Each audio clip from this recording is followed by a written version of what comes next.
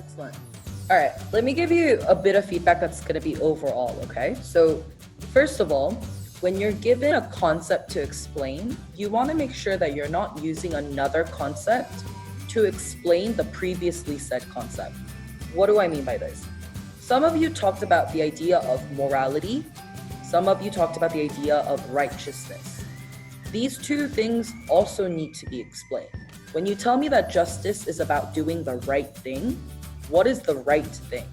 Is it a right thing where you don't harm other people? Is it the right thing where everybody is treated equally?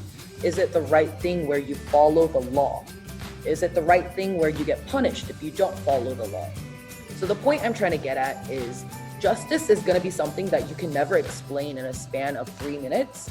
But nonetheless, if you do have an idea about what you want to say, make sure that you're giving me examples or you're giving me explanations about what you mean by righteousness or right or fairness, right? So you need to moderate your tone.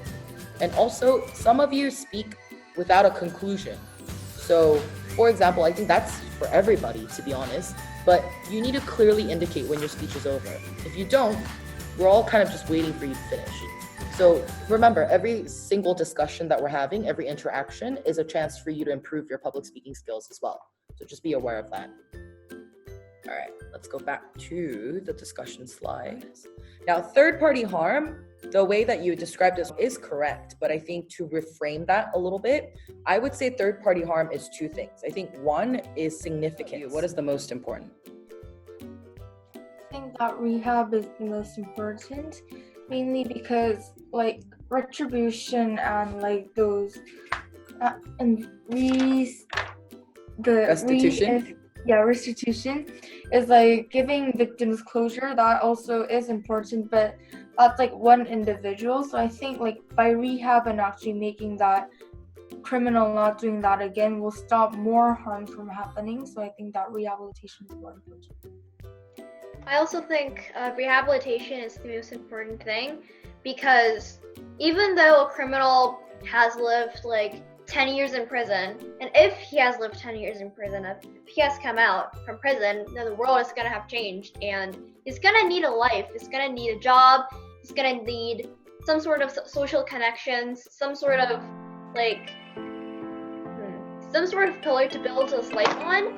But without like without a rehabilitation process, he's never going to be able to do that, because he's just going to be like a person who came out of jail.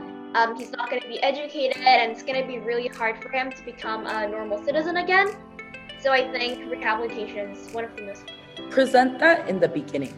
Instead of explaining what rehabilitation means, tell me what your view of criminal justice system is first. And even for Hyun, who didn't pick rehabilitation, you need to start out with your big view first. So in my opinion, punishment needs to be X, Y, Z. So for example, it could be, in my opinion, punishment should not be just simply about the punishment, it should be about the aftermath or the result of punishment. And the result of punishment should be that we have more contributing, functioning, capable citizens in our society, that we should be able to prevent future crimes and protect our community. In that, rehabilitation is the most important because blah, blah, blah, blah, blah, blah.